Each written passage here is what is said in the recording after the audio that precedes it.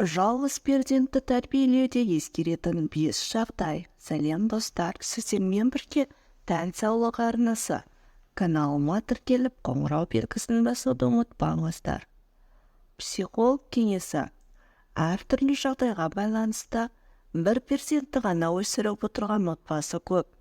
Біреу жалғыз баланы материалдық тұрғыда қамтамасыз ету оңай болғанымен, тәрбиелеу қиын десе, біреу ерке, есер, эгоист, мақтаншақ болатынын айтады. Досы аз, жаны жараланғыш адам, жалғыз өскен бала деп болжайтындар және өмірге икемсіз болады деп топшылайтындар да кездеседі. Кім не айтса да өмірлік тәжірибесіне, көрген түйгеніне, естігеніне сүйенетіні анық. Сондықтан да бұндай ой-пікірлер жалғыз перзент өсіріп отырған ата-ананың көңілін алаң етпей қоймайды. Расында да жалғыз перзентті тәрбиелеу қиын ба? Оны тәрбиелеуде нені ескеру қажет? Біз осындай сұрақтарға психолог экспертінің тәжірибелік жұмыстарынан жауап іздедік. Сонымен олар не айтады? Психолог мамандар мына кеңестерді орындаған ата-ана үшін жалғыз баланы тәрбиелеу қиындық тудырмайды дейді. Бірінші кеңес – балалармен көп ойнату. Үлкен отбасында өскен бала бауырларымен ойыншыққа және ата-анасының махаббатына таласады. Келісімге келеді, татуласады, ұрысады, күлшесін бөліседі, тағы басқа. Осылай көпшілікке қарым-қатынасқа тез бейімделеді. Әрине бұл жалғыз баланың әлеуметтік ортаға үйренуі қиындық тудырады деген сөз емес. Тек ата-анасынан көп көңіл мен уақыт бөлу талап етіледі. Бірге ойнаңыз, сонымен қатар өзі қатарлы балалармен көп араластыруды ұйымдастырыңыз. Мысалы, ағайын туыстың, көршінің балаларын үйге жиі шақырыңыз. Немесе баласы көп үйге қонаққа барыңыз. Сондай-ақ аулада балалар алаңшасында да көпірек ойнатқан абзал. Балабақшаға ертерек беріңіз. Лагерлерге жіберіңіз. Жазғы демалыста ауылдағы ата-әжесіне апарыңыз. Бұның бәрі де балаңыздың әлеуметке тез сіңуіне, еркін қарым-қатынас құруына жәрдемдеседі.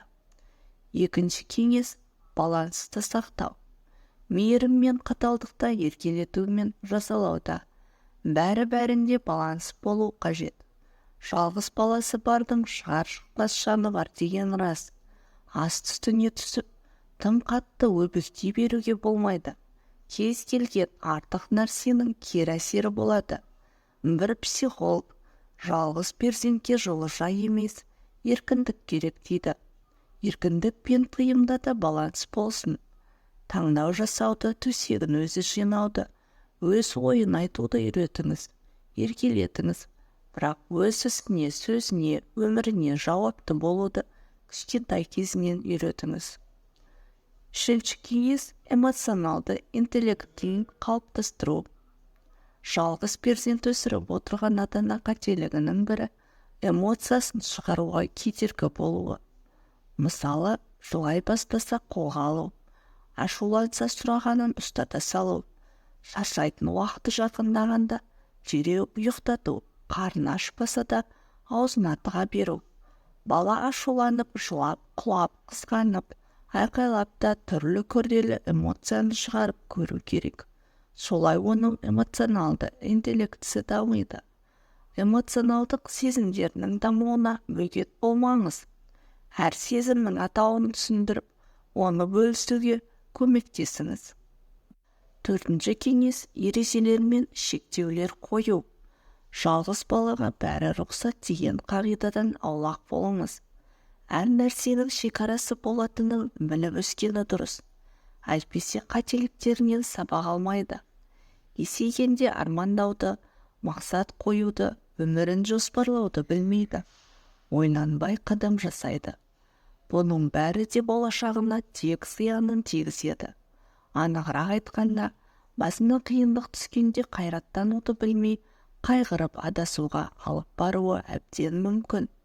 Қажет жерде бетінен қағып отырған жөн.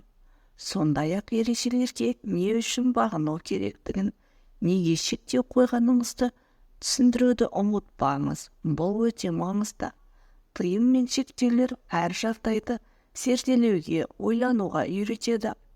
Мысалы, терезе жақтауында шығып жатқанын көрсеңіз, шықпа деп ұрсып қоя салмай, құлап кетсе не болатынын, қауіпсіздік үшін тоққа, отқа жақындамауын ескертіңіз.